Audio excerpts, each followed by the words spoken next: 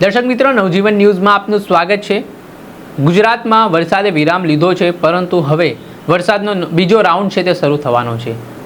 અરબી સમુદ્રમાં, અરબ સાગરમાં વરસાદી સિસ્ટમ સક્રિય બનતી દેખાઈ રહી છે ને આના કારણે હવે ગુજરાતમાં ફરી વરસાદનો નવો રાઉન્ડ છે તે અલગ અલગ જિલ્લાઓને ગમરોડવાનો છે અને ખાસ કરીને દક્ષિણ ગુજરાત અને સૌરાષ્ટ્રના ભાગો તેનાથી અસરગ્રસ્ત થવાના છે। ત્યારે વિન્ડી મેપના માધ્યમથી સમજીએ કે કઈ રીતની સ્થિતિ વરસાદને લઈને રહેવાની છે આગામી દિવસોમાં, અને આજે શું ક્યાં વરસાદ પડી શકે છે, ક્યાં વરસાદી માહોલ જોવા મળી રહ્યો છે તે તમામ વિશે વાત કરીએ આ વિન્ડી મેપના માધ્યમથી। વિન્ડી મેપમાં આપનું સ્વાગત છે। તો આપણે આજે સમજીએ ગુજરાતમાં આમ જોઈએ તો હવે વરસાદી માહોલ જામી ચૂક્યો છે ફરી એકવાર। ખાસ કરીને સૌરાષ્ટ્રની વાત કરીએ તો આપણે પોરબંદર જિલ્લો હોય, ગીર સોમનાથ જિલ્લો હોય, ભાવનગર જિલ્લો હોય, અમરેલી જિલ્લો, ત્યાં મોટા ભાગે જે વિસ્તાર જોઈ શકો છો, જુનાગઢ જિલ્લાની વાત કરીએ, રાજકોટ ગ્રામ્યના મોટા ભાગના તાલુકા અને જિલ્લાઓમાં હવે વરસાદનું આગમન થઈ શકે છે, કેમ કે અહીંયા સામાન્યથી હળવો વરસાદ આપણને જોવા મળી રહ્યો છે। 2 વાગ્યાની આસપાસની આ સ્થિતિ છે કે ત્યાં મોટા ભાગે વિસ્તારો છે, બોટાદનો વિસ્તાર હોય, મોરબી હોય, આ સૌરાષ્ટ્રના મોટા ભાગના જિલ્લાઓમાં વરસાદનું આગમન થઈ શકે છે અને સામાન્યથી હળવો વરસાદ છે તે આ જિલ્લાઓમાં વરસી શકે છે। જે છેલ્લા થોડાક દિવસથી વરસાદે વિરામ લીધો હતો અને આ વિસ્તારો છે તે સૂકાભટ જોવા મળી રહ્યા હતા, ત્યાં હવે વરસાદી માહોલ બનતો દેખાઈ રહ્યો છે। તો તમે આ જિલ્લાઓમાં રહેતા હોય તો ચોક્કસથી કોમેન્ટ બોક્સમાં જરૂર જણાવજો કે વરસાદનો માહોલ કેવો છે વિસ્તારમાં। હાલ આ એક ખાલી શક્યતા છે તે વ્યક્ત કરવામાં આવી રહી છે। ત્યાર પછી કચ્છ બાજુનો માહોલ જોઈ લઈએ તો કચ્છમાં ભુજ, ગાંધીધામ સહિતના વિસ્તારોમાં સામાન્યથી હળવો વરસાદ પડી શકે છે। બાકી મધ્ય ગુજરાતમાં શું સ્થિતિ કહી રહી છે તો મધ્ય ગુજરાતમાં અમદાવાદ ગ્રામ્યના જે વિસ્તારો છે, અમદાવાદ ગ્રામ્યના વિસ્તારો છે ત્યાં સામાન્યથી હળવો વરસાદ વરસી શકે છે। ગાંધીનગરમાં અમુક તાલુકાઓમાં એવો સામાન્ય વરસાદ વરસી શકે છે। બાકી તો ઓવરઓલ નડિયાદ હોય, ત્યાર પછી ખેડા હોય, વડોદરા હોય, આ વિસ્તારો મધ્ય ગુજરાતના છે ત્યાં પણ સામાન્યથી હળવો વરસાદ છે ત્યાં વરસવાની શક્યતા છે તે હાલના તબક્કે જોવા મળી રહી છે।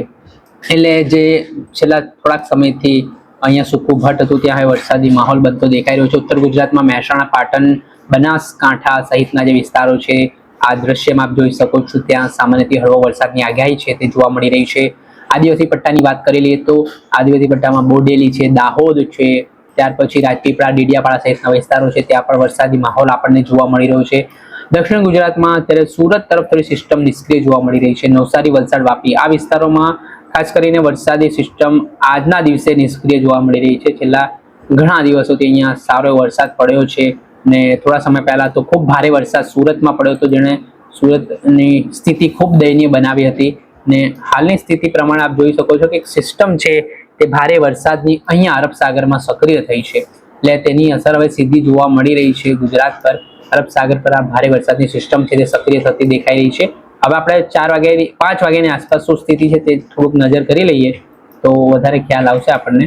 5 વાગ્યાની આસપાસનો જો વાત કરીએ તો ઓલમોસ્ટ સૌરાષ્ટ્રના મોટા ભાગના જે જિલ્લાઓ છે તે આ સામાન્યથી હળવો વરસાદ જ્યાં પડી રહ્યો છે ત્યાં કવર થઈ રહ્યા છે। તેમાં ભાવનગર, બોટાદ, અમરેલી જિલ્લો હોય, રાજકોટ અને રાજકોટ ગ્રામ્યના તાલુકા હોય, મોરબી હોય, જામનગર હોય, પોરબંદર હોય, આ તમામ જિલ્લાઓને આપ જોઈ શકો છો કે અહીંયા સામાન્યથી હળવો વરસાદ 5 વાગ્યાની આસપાસ પડી શકે છે। મધ્ય ગુજરાતમાં પણ જોઈએ તો ગાંધીનગર, અમદાવાદ સહિતના વિસ્તારોમાં 5 વાગ્યાની આસપાસ વરસાદની શક્યતા વ્યક્ત કરવામાં આવી રહી છે। અહીંયા પણ સામાન્યથી હળવો વરસાદ છે તે પડી શકે છે। વડોદરા, ખેડા, પછી બોડેલી, ગોધરા, મહીસાગર, દાહોદ સહિતના વિસ્તારોમાં આ વરસાદી માહોલ 5 વાગ્યે જોવા મળી શકે છે, પરંતુ દક્ષિણ ગુજરાતમાં ભરૂચ, સુરત, નવસારી, વલસાડમાં કોઈ વરસાદની શક્યતા આજના દિવસમાં નથી જોવા મળી રહી। અને ઉત્તર ગુજરાત તરફ વાત કરી લઈએ તો ઉત્તર ગુજરાતમાં આપણે પાલનપુર, પાટણ, મહેસાણા બધું કોરું ભટ્ટ જોવા મળી રહ્યું છે। થરાદ બાજુ વરસાદનો માહોલ થોડું 5 વાગ્યાની આસપાસ બનતો દેખાઈ રહ્યો છે। હવે આપણે 9 વાગ્યાની આસપાસ જોઈ લઈએ શું સ્થિતિ રહેવાની છે।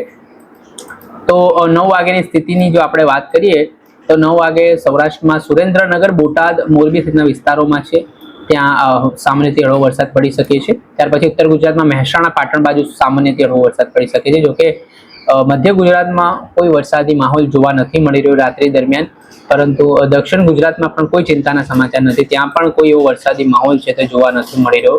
આજે બધી માત્ર શક્યતા છે તે વ્યક્ત કરાઈ રહી છે કે ક્યાં કઈ તારીખે કેવો વરસાદ રહેવાનો છે। અને આજના દિવસની ઓવરઓલ આપણે જો વાત કરીએ તો સૌરાષ્ટ્ર અને દક્ષિણ ગુજરાતમાં થોડા ઘણા વિસ્તારોમાં સારો એવો માહોલ બન્યો ને મધ્ય ગુજરાતમાં જે 5 વાગે વરસાદી માહોલ હતો હવે એ 9 વાગ્યાની આસપાસ આપણને જે જોવા મળી રહ્યું છે ત્યાં કોઈ વરસાદી સિસ્ટમ એટલી સક્રિય નથી જોવા મળી રહી.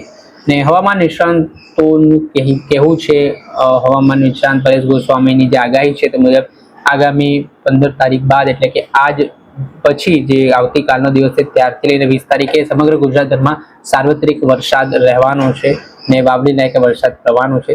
ત્યારે જોવાનું રહ્યું કે હવે કયા જિલ્લાઓમાં કઈ રીતની સ્થિતિ નિર્માણ પામી છે.